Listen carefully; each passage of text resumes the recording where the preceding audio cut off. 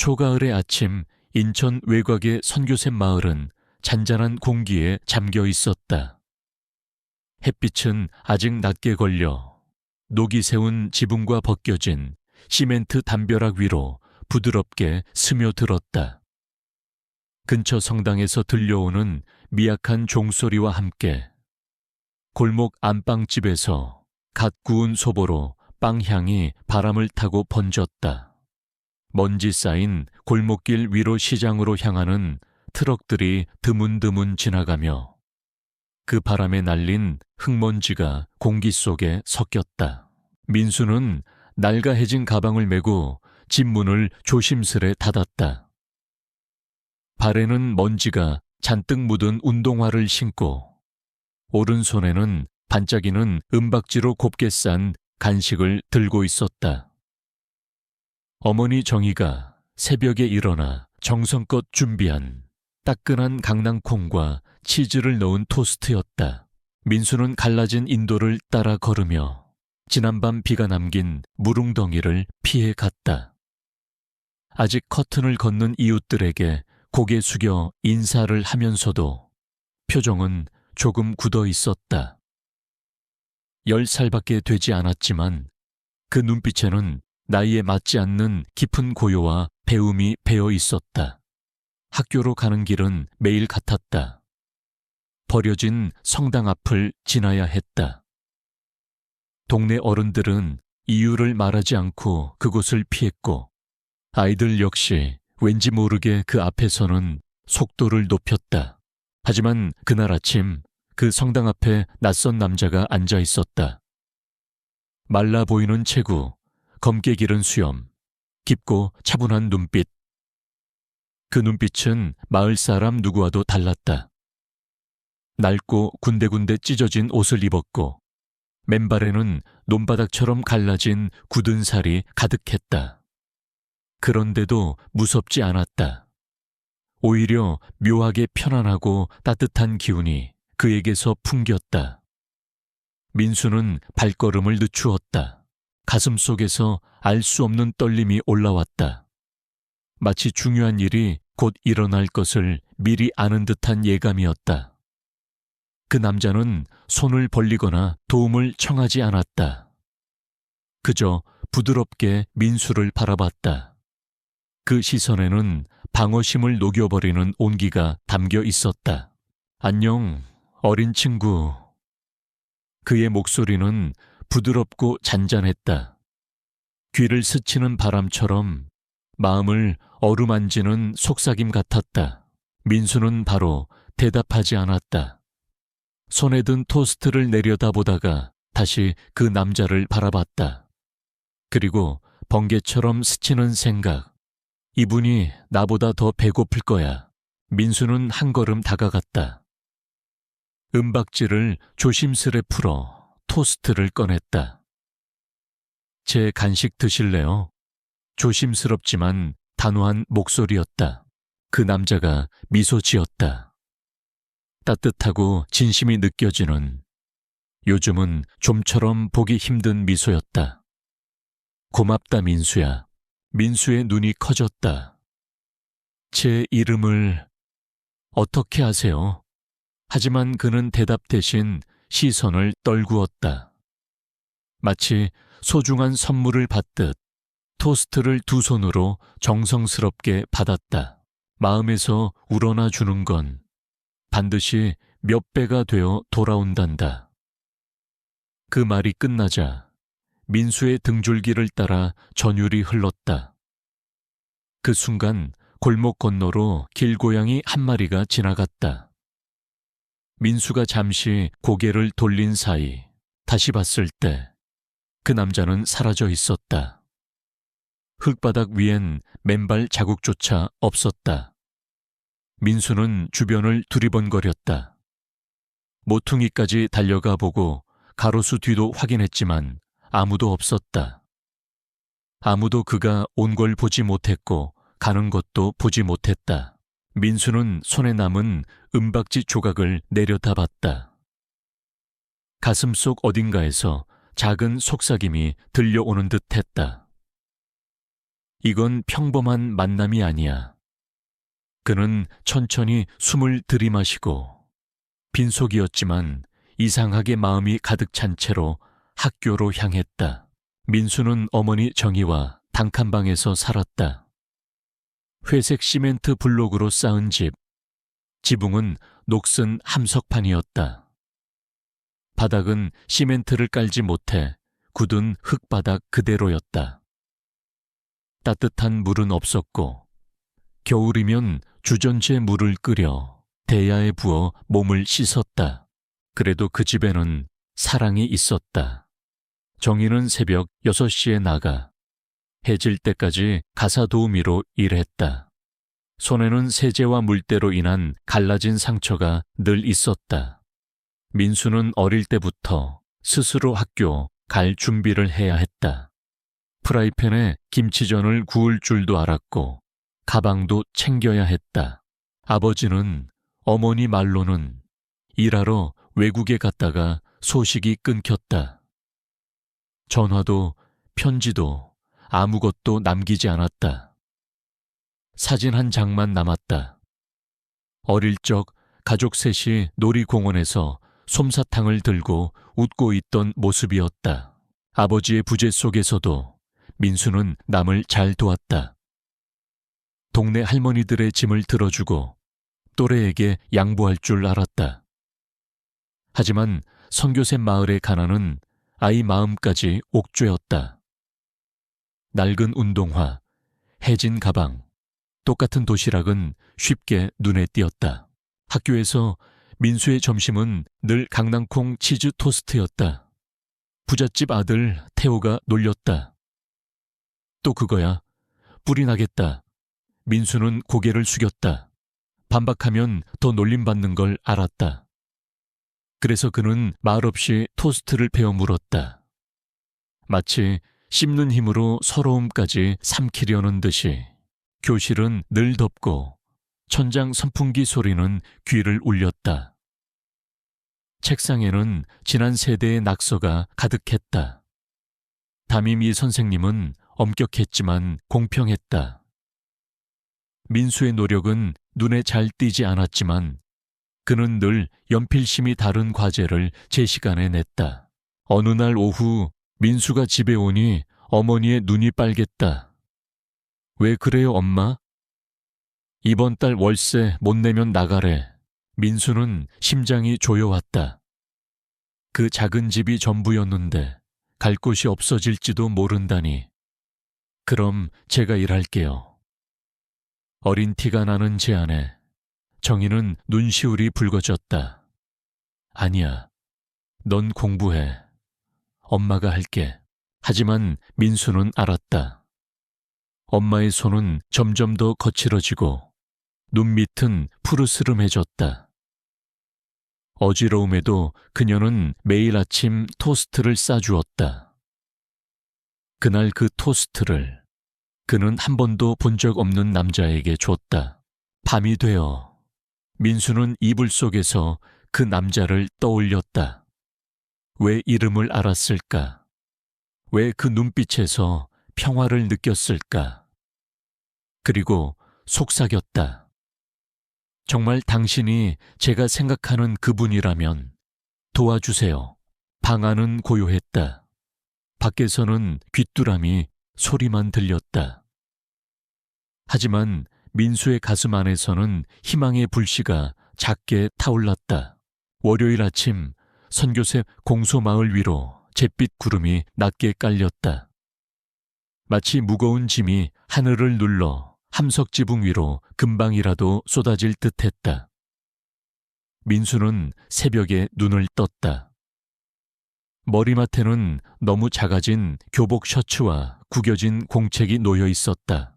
그날 아침 엄마 정희는 말없이 식빵에 소금만 살짝 뿌려 싸주었다. 치즈도 강낭콩도 없었다. 민수는 묻지 않았다. 엄마 눈빛이 이미 이유를 다 말해주고 있었기 때문이다. 학교로 가는 길에 뱃속이 허전해 꼬르륵 소리가 났다.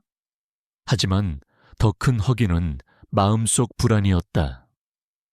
공소마을 입구를 지나자 축축한 바람이 옷깃을 파고들었다. 교실에 들어서자 여느 때처럼 아이들의 웃음소리와 장난이 터졌다. 자리에 앉기도 전에 태호가 다가왔다. 오늘은 뭐야? 빵에 바람만 넣었어? 뒤에서 아이들이 킥킥 웃었다. 민수는 대꾸하지 않고 공책을 꺼냈다. 속으로는 그냥 사라지고 싶었다. 과학 수업 시간, 뒷자리에 재훈이 갑자기 고개를 떨구며 쓰러졌다. 순간 민수가 자리에서 벌떡 일어났다. 선생님, 재훈이가... 하지만 담임 이 선생님은 민수에게 먼저 버럭했다. 수업 시간에 함부로 일어나지 마. 민수는 숨을 삼켰다. 자리에 다시 앉으며 억울함이 목 끝까지 차올랐다. 점심시간 운동장 구석 벤치에 혼자 앉았다. 빵은 이미 딱딱해져 있었다. 그때 갈비뼈가 드러난 길고양이 한 마리가 다가왔다. 민수는 빵을 반으로 나눠 내밀었다. 너도 배고프지? 고양이는 빵을 물고 달아나기 전 그의 손등을 가볍게 핥았다. 잠깐이지만 민수의 입가에 미소가 번졌다. 그날 오후 집에 돌아오자 정희가 하얀 봉투를 손에 쥐고 있었다. 봉투 속에는 종이 한 장. 월세를 일주일 안에 내지 않으면 집을 비우라는 내용이었다. 민수는 고개를 숙였다. 말할 수 있는 게 없었다. 그날 밤 설거지를 하며 옆집에서 들려오는 부부싸움 소리를 들었다. 마을은 얇은 벽처럼 모든 소리가 다 새어나왔다. 답답함이 목까지 차오르는 밤이었다. 잠자리에 누워서 민수는 천장의 구멍들을 세었다. 달빛이 작은 별처럼 스며드는 그 틈 사이로 낮에 들었던 말이 떠올랐다. 마음에서 우러나 주는 건 반드시 몇 배가 되어 돌아온단다. 그게 정말일까? 아직 아무것도 돌아온 게 없는데. 다음 날 수업이 끝나고 집으로 가던 민수에게 골목 끝에서 동네 형들이 불렀다. 그중 키 크고 목소리가 거친 민혁이 다가왔다. 야, 너네 집 사정 안 좋다며? 민수는 움찔했다. 그걸 어떻게 알아요? 마을에 모르는 게 있냐? 나 돈 벌 기회 줄게. 쉬워. 민혁이 작은 종이 상자를 꺼냈다. 알약이 가득 들어있었다. 이거 받아서 편의점 앞에서 기다리는 사람한테 전해. 그 사람한테서 5만 원 받아서 나한테 3만 주고 너는 2만 챙겨. 끝. 2만 원. 민수에겐 큰돈이었다. 그걸로 쌀도 사고 엄마 약도 살 수 있었다. 하지만 속이 이상하게 뒤틀렸다. 죄송하지만 저 그런 거 못해요. 민혁은 비웃었다. 그럼 기적만 기다리든가. 세상 그렇게 안 굴러가. 민수는 달구하지 않고 걸음을 재촉했다. 가슴이 두근거렸다. 유혹이 이렇게 눈앞에 다가온 건 처음이었다. 집에 돌아오니 정희가 이마에 젖은 수건을 올린 채 누워 있었다. 엄마, 괜찮아요? 그냥 오늘 일하다가 어지러워서 사모님이 일찍 들어가라고 하셨어. 민수는 남은 설탕으로 미지근한 생강차를 끓였다. 옆에서 엄마의 숨소리를 들으며 답답함이 치밀었다. 착하게 살면 뭐해. 아무것도 안 변하는데. 그날 밤 꿈속에 공소 앞에서 봤던 그 남자가 나타났다. 이젠 맨발이 아니었다. 하얀 옷에 얼굴은 부드럽게 빛나고 있었다. 그가 말했다. 팔리지 마, 민수야. 넌 이미 필요한 걸 갖고 있어. 민수는 무슨 뜻이냐고 묻고 싶었지만 꿈은 거기서 끊겼다. 숨이 가쁘게 깨어나면서도 그 말은 귀에 남았다. 며칠 뒤 정희는 몸살로 이틀을 쉬었다. 집에는 먹을 것이 거의 없었다. 민수는 오후 수업을 마치고 그냥 집으로 가지 않았다. 발길이 약국 앞으로 갔다. 약사 박 선생님이 계산대에 앉아 장부를 보고 있었다. 민수는 선반에서 감기약 하나를 집어 조심스럽게 주머니에 넣었다. 문을 나서려는 순간 민수야, 뭐 가지고 가니? 몸이 굳었다. 죄송해요. 엄마가 아파서, 돈이 없어서. 박 선생님은 한숨을 쉬더니 선반에서 약 2통과 연고, 그리고 생강차 티백을 꺼냈다. 가져가.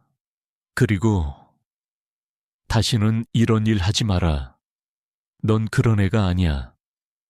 민수는 울면서 고개를 끄덕였다. 혹시 주말에 시간 되면 약국 청소나 상자 정리 도와줄래? 돈은 조금이지만 줄게. 민수의 눈이 번쩍였다. 네, 할게요. 그날 밤 민수는 약 봉투를 엄마에게 내밀었다.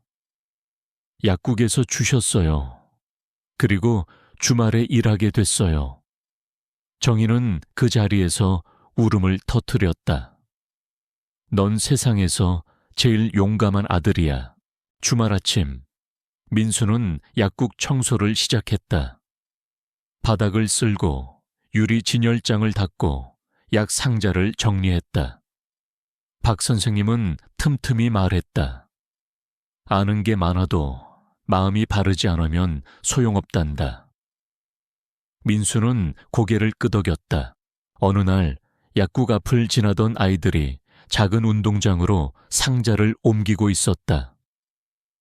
궁금해 따라가 보니 마을 사람들이 모여 식품과 옷을 모으고 있었다. 여긴 못 하는 거예요. 강 건너 판잣집 사는 사람들한테 줄 거야. 도울래? 민수는 바로 고개를 끄덕였다.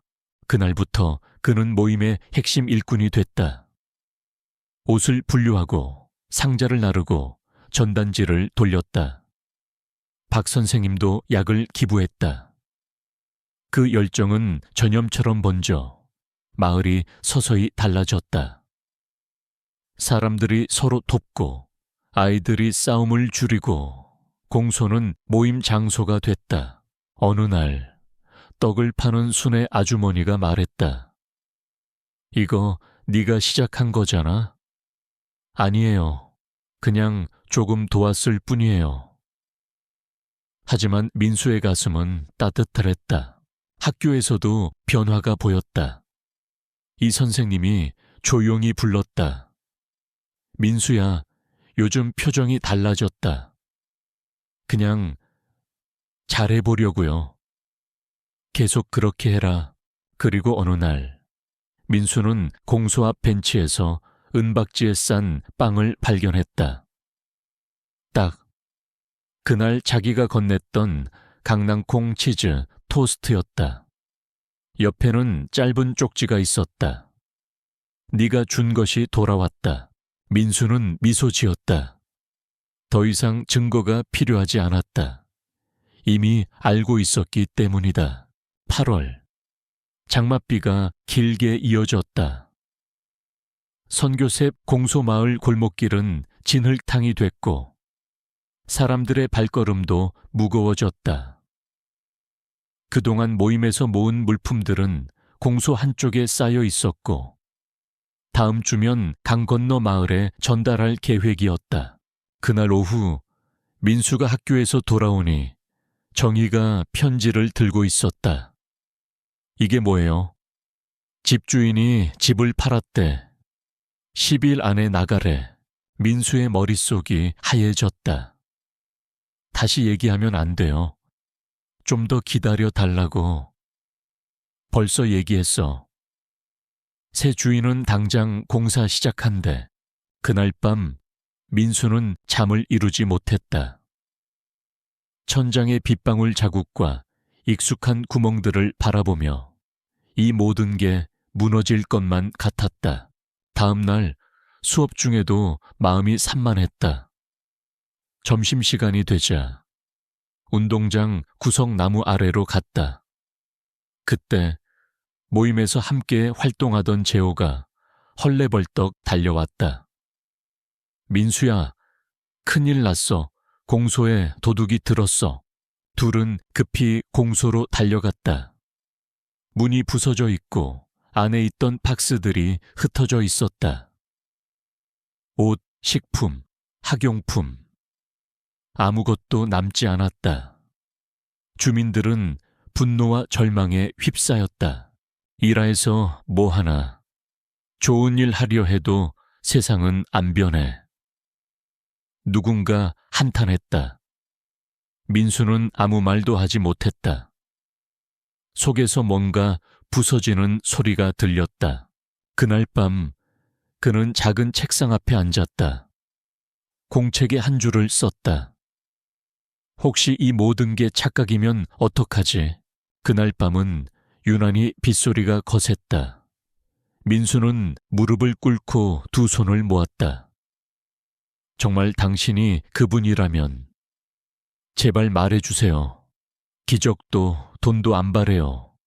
그냥 혼자가 아니라고 믿어도 된다고. 하지만 돌아온 건 고요뿐이었다. 그럼에도 가슴 한가운데 아주 작은 불씨 하나는 꺼지지 않았다. 바람에 흔들리는 촛불처럼 약했지만 살아있었다. 토요일 아침 민수는 이유 모를 힘으로 일어났다. 거리는 여전히 축축했고 하늘은 흐렸다. 그는 약국도 들르지 않고 발길 가는 대로 걸었다. 마을 끝 작은 공원에 도착했다. 평소엔 청소년들이 모여 시끄럽던 곳이었지만 그날은 한적했다. 벤치에 앉아 공책을 펼쳤지만 아무것도 쓰지 못했다. 눈을 감고 바람소리와 새소리를 들었다. 그때 느껴지는 존재감. 눈을 뜨니 몇 미터 앞에 그 남자가 서 있었다. 이번엔 맨발이 아니었다. 하얗고 깨끗한 옷, 부드러운 머리결, 그리고 잊을 수 없는 눈빛. 민수는 심장이 터질 듯 다가갔다. 정말 당신이에요. 그는 대답 대신 미소 지었다. 민수의 눈물이 고였다. 다 잃었어요. 모임 물품도, 집도. 그는 조용히 말했다. 넌 잃은 게 없어. 너는 준 거야. 마음으로 준 건 사라지지 않아. 하지만 아무것도 변하지 않았어요. 네가 변했잖니. 그게 세상을 바꾸는 시작이야. 민수의 목소리가 떨렸다. 당신은 예수님이죠. 내가 누구인지는 중요하지 않아. 네가 누구인지 아는 게 더 중요해. 민수는 고개를 떨구었다. 저는 아무것도 아닌데. 넌 등불이야. 어둠 속에 빛을 비추고 배고픈 이를 먹이고 미움을 사랑으로 바꾼다. 너는 누군가의 기도에 대한 답이다. 민수가 눈을 들어보니 그는 이미 사라져 있었다. 벤치 옆 나무 잎만 바람에 흔들렸다. 민수는 공책에 단단히 적었다. 모든 게 무너져도 나는 혼자가 아니다. 다음 월요일 문 두드리는 소리에 정희가 문을 열었다. 현관 앞에는 이름 없는 봉투가 있었다. 안에는 현금과 함께 짧은 쪽지가 있었다. 계속 이어가세요. 당신들은 그럴 자격이 있습니다. 그 돈으로 밀린 월세를 내고 새 주인과 계약을 연장했다. 소식은 마을에 금세 퍼졌다. 누가 보냈는지는 끝내 알 수 없었지만 민수는 마음속으로 짐작했다. 사람들은 다시 모여 공소를 고치기 시작했다. 못, 페인트, 나무판, 있는 대로 가져왔다. 박 선생님은 작은 진료소를 마련했고 순애 아주머니는 자원봉사자들에게 떡을 나눠줬다. 어느 날 목수가 못질을 하며 말했다. 이건 네가 시작한 거야. 꼬마야. 잊지 마라. 정희는 근처 빵집에 취직해 매일 웃으며 귀가했다. 민수는 새로 단장된 공소 바닥을 쓸며 변해가는 마을을 바라봤다. 한 기자가 와서 사진을 찍고 신문에 믿음을 잃지 않은 아이라는 제목의 기사가 실렸다. 선교셉 공소 마을은 이제 버려진 곳이 아니라 살아있는 공동체였다. 가을이 깊어지며 선교셉 공소 마을 골목길에 낙엽이 수북이 쌓였다. 빵집에서 흘러나오는 고소한 냄새와 아이들의 웃음소리가 섞여 들려왔다. 민수는 학교 수업이 끝나면 곧장 약국이나 공소로 향했다.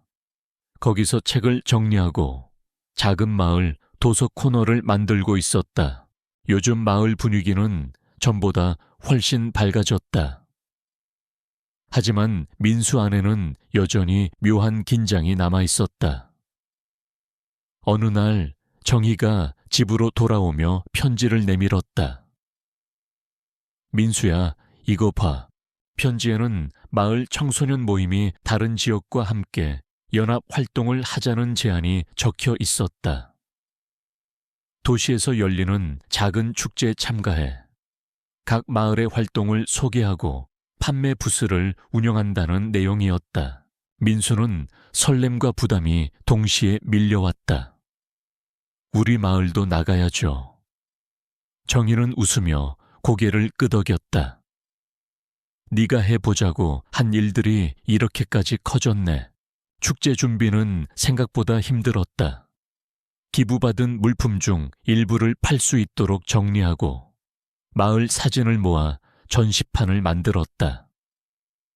아이들은 밤늦게까지 공소에서 그림을 그리고 어른들은 먹거리를 준비했다. 하지만 행사 이틀 전 예기치 못한 일이 벌어졌다. 공소 창고 문이 다시 억지로 열려 있었고 안에 있던 판매 물품 일부가 사라졌다. 주민들은 또다시 충격에 빠졌다. 이게 벌써 두 번째야. 도대체 누가 이런 짓을? 민수는 입술을 깨물었다. 분노와 실망이 뒤섞여 마음이 무겁게 가라앉았다. 하지만 그는 이번엔 포기하지 않기로 했다. 남은 걸로라도 준비해요. 축제는 꼭 나가야 해요. 박 선생님이 고개를 끄덕였다. 그래, 이번엔 끝까지 가보자. 행사 당일 인천 시내의 작은 광장에는 사람들로 가득했다. 각 마을 부스에는 특산물, 수공예품, 음식이 진열돼 있었다. 선교셉 공소 마을 부스에는 떡, 빵, 손뜨개 수세미, 그리고 아이들이 만든 그림책이 놓였다. 민수는 손님들에게 설명하며 웃음을 잃지 않았다. 하지만 속으로는 여전히 사라진 물품들이 떠올랐다. 그때 한 중년 남성이 다가와 작은 봉투를 건넸다. 이거, 부스 운영에 보태 쓰세요. 봉투 안에는 현금과 함께 짧은 쪽지가 있었다. 희망은 잃지 마세요. 글씨는 깔끔했고 어디선가 본 듯했지만 정확히는 알 수 없었다. 민수는 그 자리에서 고개 숙여 인사했다. 그리고 가슴속 어딘가가 조용히 따뜻해졌다. 행사가 끝나고 돌아온 날 밤, 민수는 공소 앞에 잠시 서 있었다. 달빛이 흘러내리는 벤치에 앉아 하얀 옷을 입은 그 남자가 마지막으로 나타났던 순간을 떠올렸다. 그때처럼 바람이 부드럽게 스쳤지만 사람은 보이지 않았다. 이제는 그분을 꼭 보지 않아도 돼. 민수는 그렇게 생각했다. 마을 사람들의 웃음과 변화를 보는 것만으로도 충분했기 때문이다. 며칠 뒤 학교에서 민수는 새로운 과제를 받았다. 여러분을 가장 감동시킨 일을 글로 써 오세요. 민수는 망설임 없이 공소 앞에서 만난 한 남자에 대한 이야기를 쓰기 시작했다. 배고픔 속에서도 나눈 토스트, 사라진 순간, 그리고 달라진 마을과 자신. 글을 읽은 선생님은 잠시 말을 잇지 못했다. 민수야, 이건 꼭 다른 사람들도 읽게 해야겠다. 가을 햇살이 유난히 포근했던 어느 주말, 마을 사람들은 다시 공소 마당에 모였다. 이번엔 축하와 감사의 자리였다. 아이들은 노래를 부르고 어른들은 따뜻한 한 국밥을 나눴다. 민수는 사람들 틈에서 조용히 웃었다. 누군가 그의 어깨를 가볍게 두드렸다. 돌아보니 처음 보는 청년이었다. 혹시 민수 맞아요? 네, 그런데요. 어릴 때 제가 힘들 때 당신이 준 빵 덕분에 버틸 수 있었어요. 저도 이제 다른 사람을 돕고 싶어서 왔어요. 민수는 순간 말을 잃었다. 가슴 속에서 오래된 불씨가 다시 크게 타올랐다. 그날 밤 공책에 이렇게 적었다. 기적은 이어진다. 내가 받은 것을 또 다른 누군가가 전해준다. 겨울이 다가오며 선교셉 공소 마을에는 찬바람이 불기 시작했다. 하늘은 잿빛이었고 골목마다 마른 낙엽이 쓸려다니며 부딪히는 소리를 냈다.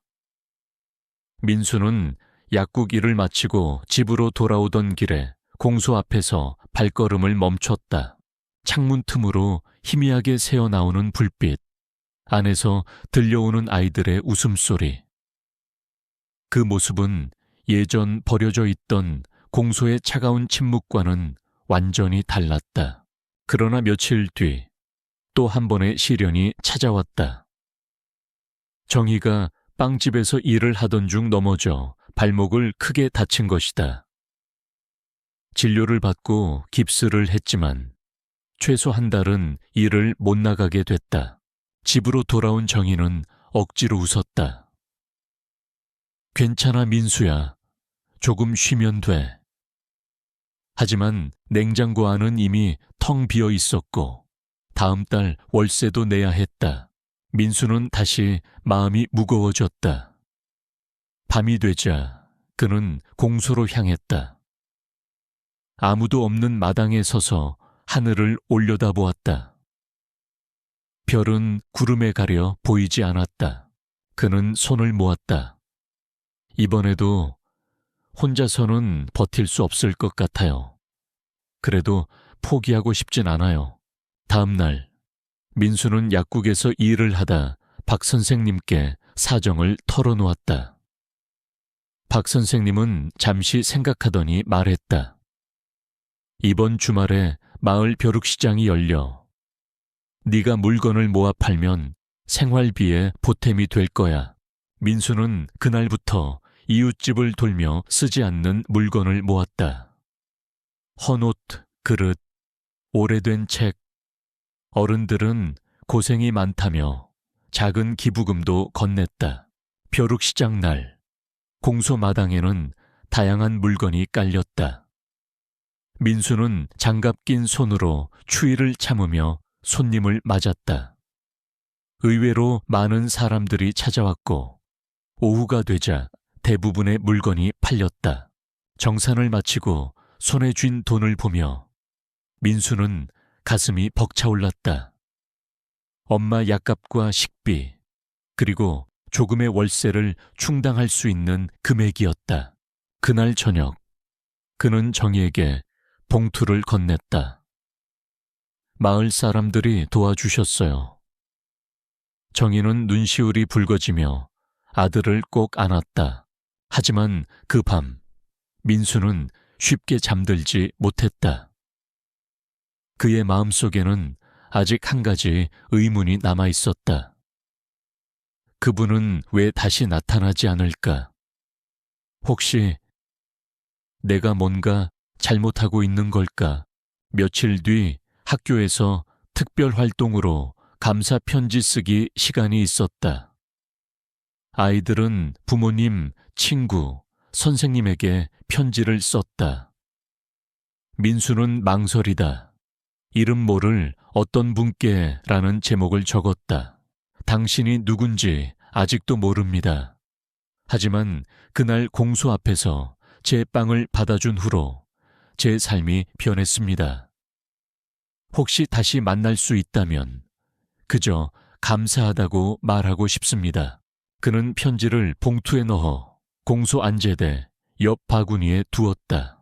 그곳에는 이미 여러 사람들의 기도문과 감사 편지가 쌓여 있었다. 그 주 토요일, 민수는 공소 청소를 하고 있었다. 갑자기 바람이 문을 스치고 들어왔다. 책상 위에 놓여 있던 종이가 바닥으로 떨어졌다. 집어 올리니 며칠 전 자신이 쓴 편지였다. 편지 뒤에는 짧은 글씨가 추가되어 있었다. 내 안에 내가 있다. 민수는 손끝이 떨렸다. 주위를 둘러봤지만 공소 안에는 아무도 없었다. 그는 편지를 가슴에 꼭 안았다. 따뜻한 무언가가 안에서 퍼져나갔다. 그날 밤 그는 일기를 썼다. 그분을 꼭 다시 보지 않아도 괜찮다. 내가 그분의 마음을 이어갈 수 있다면 그걸로 충분하다. 겨울비가 연일 내리던 어느 날, 선교셉 공소 마을 골목은 질척거렸다. 민수는 학교 수업을 마치고 약국에 들러 일을 돕고 있었다. 박 선생님은 환자들의 처방전을 챙기며 바쁘게 움직였다. 민수야, 오늘은 조금 일찍 들어가. 눈 온다더라. 네, 선생님. 민수는 가방에 장갑과 모자를 챙겨 집으로 향했다. 골목 어귀를 돌자 공소 앞에서 낯선 사람들을 보았다. 젊은 대학생들이 모여 아이들과 함께 그림을 그리고 있었다. 그중 한 여학생이 민수에게 다가왔다. 혹시 여기가 민수가 사는 마을 맞아요? 네, 그런데요. 당신 이야기를 들었어요. 우리 학교 봉사 동아리에서 도와드리고 싶어요. 그녀의 말에 민수는 잠시 멍해졌다. 그동안 마을을 위해 뛰어다닌 날들이 스쳐갔다. 그리고 이제 외부 사람들이 이곳에 관심을 가지기 시작했다는 게 믿기지 않았다. 며칠 뒤 대학생들은 다시 찾아와 미술 수업과 책 읽기 모임을 열었다. 아이들은 신나게 그림을 그리고 목소리를 높여 동화를 읽었다. 공소 안은 웃음소리로 가득 찼다. 정희는 부엌에서 떡과 따뜻한 유자차를 준비했다. 멀리서 와서 이렇게 도와주니 정말 고맙네요. 대학생 중 한 명이 웃으며 말했다. 아니에요. 오히려 저희가 배워가는 게 더 많아요. 그날 저녁 민수는 집에서 공책을 펼쳤다. 내가 받은 도움은 다시 다른 누군가에게로 흘러간다. 그는 그렇게 적었다. 그러나 좋은 일만 이어진 것은 아니었다. 겨울이 깊어질수록 몇몇 집에서는 연탄이 부족하다는 소식이 들려왔다. 마을 회의에서 연탄 모금 행사를 하자는 의견이 나왔다. 민수는 발벗고 나섰다. 약국, 빵집, 시장, 발이 닳도록 돌아다니며 후원금을 모았다. 손발이 시려웠지만 마음은 오히려 뜨거웠다. 모인 연탄을 배달하던 날, 민수는 작은 골목집 문 앞에 연탄을 내려놓았다. 문이 열리고 홀로 사는 할아버지가 얼굴을 내밀었다. 이 추운 날씨에 고맙다 얘야. 민수는 웃으며 고개를 숙였다. 따뜻하게 보내세요. 그 순간 그의 귀에 속삭임처럼 익숙한 목소리가 스쳤다. 춥지 않니? 뒤를 돌아봤지만 골목에는 아무도 없었다. 그날 밤 민수는 공소에 들렀다. 제대 앞에 무릎을 꿇고 두 손을 모았다. 오늘 목소리를 들은 것 같아요. 착각일까요? 아니면 말끝이 떨렸지만 마음은 평온했다. 며칠 뒤 마을 사람들은 다시 모여 작은 잔치를 열었다. 대학생 봉사자들이 준비한 연극과 아이들의 합창이 이어졌다. 박 선생님은 모두에게 따뜻한 차를 나눠주며 말했다. 이렇게 웃는 얼굴을 보니 아무리 추운 겨울도 견딜 수 있겠네. 민수는 조용히 주변을 둘러봤다. 얼마 전까지만 해도 이 마을은 절망과 침묵 속에 있었다. 이제는 서로를 바라보며 웃고 있었다. 그는 마음속으로 속삭였다. 혹시 지금도 그분이 우리 곁에 있는 걸까? 2월 초 선교셉 공소마을에 드물게 맑은 햇살이 비쳤다. 민수는 아침 일찍 약국에 들러 박 선생님을 도왔다. 약 상자를 정리하며 주말에 있을 마을 사랑 나눔 행사 준비 이야기를 나눴다. 이번 행사는 겨울 동안 어려움을 겪는 이웃을 위해 모인 성금과 물품을 나누는 자리였다. 공소마당에 부스를 설치하고 주민들이 각자 음식을 만들어 나누기로 했다. 민수는 행사 진행을 맡았다. 행사 전날, 민수는 마을 이곳저곳을 돌며 사람들을 도왔다. 어르신 집에 부스를 실어 나르고 아이들에게 안내 표지판을 붙이게 했다. 마을 전체가 분주했지만 분위기는 설렘으로 가득했다. 그러나 밤이 깊어갈 무렵 또 한 번 예기치 못한 소식이 들려왔다. 공소에 보관해둔 쌀과 몇 상자의 물품이 사라진 것이었다. 또야, 이번엔 행사 전날인데 주민들의 얼굴에 낙담이 번졌다. 박 선생님도 한숨을 내쉬었다. 이대로면 내일 나눔이 힘들겠는데 민수는 잠시 침묵하다 말했다. 남은 걸로라도 하죠. 우리 포기하지 말아요. 그 목소리에 몇몇 사람들이 고개를 끄덕였다. 누군가는 아직 희망을 버리지 않았다는 사실이 다른 이들의 마음을 다시 움직였다. 행사 당일 맑은 하늘 아래 공소 마당에는 부스가 세워졌다. 하지만 준비된 음식과 물품은 예상보다 적었다. 민수는 속으로 걱정했지만 표정은 밝게 유지했다. 그때 마당 입구 쪽에서 사람들이 몰려왔다. 손수레, 박스, 봉투. 그 안에는 쌀, 라면, 과일, 두툼한 겨울 옷까지 가득했다. 앞장선 건 얼마 전 벼룩시장에서 만난 청년이었다. 민수 씨 행사한다고 들었어요. 주변에 얘기했더니 다들 조금씩 보태주셨어요. 순간 민수의 눈가가 뜨겁게 달아올랐다. 마당 한쪽에서 박 선생님이 웃으며 속삭였다. 봤지? 네가 뿌린 씨앗이 이렇게 돌아오는 거야. 행사는 예상보다 훨씬 성황이었다. 아이들은 노래를 부르고 어른들은 음식을 나누며 웃었다. 공소 안에는 기부 물품이 산처럼 쌓였다. 행사가 막바지에 이르렀을 때 민수는 잠시 마당을 벗어나 공소 옆 벤치에 앉았다. 차가운 바람이 불었지만 마음은 이상하게 따뜻했다. 그때 익숙한 목소리가 귓가에 스쳤다. 수고했다, 민수야. 민수는 고개를 돌렸다. 멀지 않은 곳에 하얀 옷을 입은 그 남자가 서 있었다. 햇빛 속에서 부드럽게 빛나고 있었다. 민수는 자리에서 일어나 천천히 다가갔다. 정말 다시 오셨네요. 그는 미소를 지으며 고개를 끄덕였다. 네가 한 일을 보러 왔다. 저 혼자 한 게 아니에요. 다 같이 한 거예요. 맞다. 하지만 네가 불씨를 지폈다.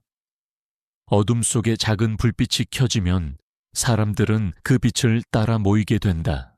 민수의 눈가에 눈물이 맺혔다. 저 앞으로도 잘할 수 있을까요? 내 안에 내가 있다. 그러니 언제든 할 수 있다. 순간 주변이 고요해졌다. 바람 소리도 웃음소리도 멀어졌다. 민수는 그와 마주 서서 아무 말 없이 마음속 깊은 평화를 느꼈다. 눈을 깜빡인 순간 그 남자는 사라지고 없었다. 하지만 이번에는 슬프지 않았다. 그는 여전히 곁에 있다는 걸 알고 있었기 때문이다. 그날 저녁 민수는 공책에 이렇게 썼다. 오늘 다시 만났다. 하지만 더 이상 증거는 필요 없다. 내가 하는 모든 선한 일이 곧 그분의 발자취다. 봄 기운이 스며들던 3월, 선교셉 공소마을은 한층 밝아졌다. 골목 담벼락에는 새로 칠한 색이 빛났고 아이들의 웃음소리가 이른 아침부터 퍼졌다.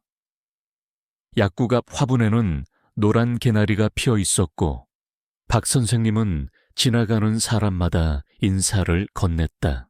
민수는 여전히 학교와 약국, 공소를 오가며 바쁜 나날을 보냈다. 하지만 그 바쁨이 힘들지 않았다. 그 속에 의미와 기쁨이 있었기 때문이다. 어느 날 학교에서 내가 가장 존경하는 사람이라는 주제로 글을 쓰는 시간이 있었다. 아이들은 부모님, 선생님, 유명인을 썼지만 민수는 망설임 없이 이름 모를 한 남자를 적었다. 그분은 맨발로 낡은 옷을 입고 제 앞에 나타났습니다. 그날 저는 가진 전부를 드렸지만 돌아온 건 배고픔이 아니라 마음의 평화였습니다. 그분은 사라졌지만 제 삶에는 여전히 그분의 발자취가 남아 있습니다. 글을 읽은 선생님은 고개를 끄덕였다. 민수야, 내 이야기는 들을수록 힘이 난다. 봄 축제를 앞두고 마을은 다시 분주해졌다. 이번에는 꽃길 가꾸기와 벽화 그리기를 함께 하기로 했다. 아이들은 물감이 묻은 손으로 웃었고 어른들은 꽃 모종을 심으며 노래를 불렀다. 행사 당일 공소마당은 화사한 꽃과 사람들의 웃음으로 가득했다. 민수는 부스를 돌며 아이들이 만든 그림과 글을 소개했다. 그중 한 페이지에 쓰인 문장이 눈에 들어왔다. 기적은 멀리서 오는 게 아니라 서로의 손 안에 있다. 행사가 끝난 저녁, 민수는 조용히 공소 안으로 들어갔다. 제대 옆 바구니에는 주민들이 쓴 편지와 기도문이 쌓여 있었다. 그는 한 장을 꺼내 읽었다. 민수야, 네가 있어서 우리 마을이 살아났다. 고맙다. 민수는 편지를 조심스럽게 접어 가슴에 넣었다. 그리고 무릎을 꿇고 눈을 감았다. 그 순간 오래전 들었던 목소리가 마음 깊은 곳에서 울렸다. 네가 하는 모든 선한 일이 곧 나의 손길이다. 그날 밤 그는 집에 돌아와 오래된 공책을 꺼냈다. 첫 장에는 삐뚤빼뚤한 글씨로 이렇게 적혀 있었다. 혹시 이 모든 게 착각이면 어떡하지? 민수는 미소를 지었다. 그 후로 적힌 수많은 기록들이 그 질문에 대한 대답이었다. 그는 마지막 장에 새롭게 썼다. 이제 알겠다. 기적은 보이는 모습이 아니라 사는 방식이다. 몇 년이 지나 민수는 선교셉 공소마을의 젊은 선생님이 되었다. 아이들에게 글을 가르치고 함께 공소를 돌보았다. 어느 날 수업이 끝나고 나가려던 민수 앞에 한 아이가 다가왔다. 옷이 해지고 가방이 낡은 아이였다. 선생님, 오늘 점심 못 먹었어요. 민수는 잠시 말없이 가방을 열었다. 안에는 아침에 엄마 정희가 싸준 강낭콩 치즈 토스트가 있었다. 이거 먹어. 아이는 두 손으로 빵을 받았다. 왜 주시는 거예요? 민수는 부드럽게 웃었다. 예전에 나도 누군가한테 이렇게 받았거든. 그날 저녁 민수는 공수 앞 벤치에 앉았다. 하늘은 붉게 물들고 바람은 부드럽게 불었다. 그는 하늘을 향해 조용히 속삭였다. 감사합니다. 당신이 제 안에 심어준 걸 이제 다른 사람들에게 나누고 있어요. 멀리서 아이들의 웃음소리가 들렸다. 그 속에는 오래전 공수 앞에서 시작된 한 조각의 빵과 한마디의 말이 남긴 울림이 여전히 이어지고 있었다. 민수는 공책을 꺼내 마지막 문장을 썼다. 혹시 당신을 다시 못 본다 해도 괜찮아요. 왜냐하면 이제 저는 다른 이들에게 당신의 모습을 보여줄 수 있으니까. 그는 펜을 내려놓고 가만히 두 손을 모았다.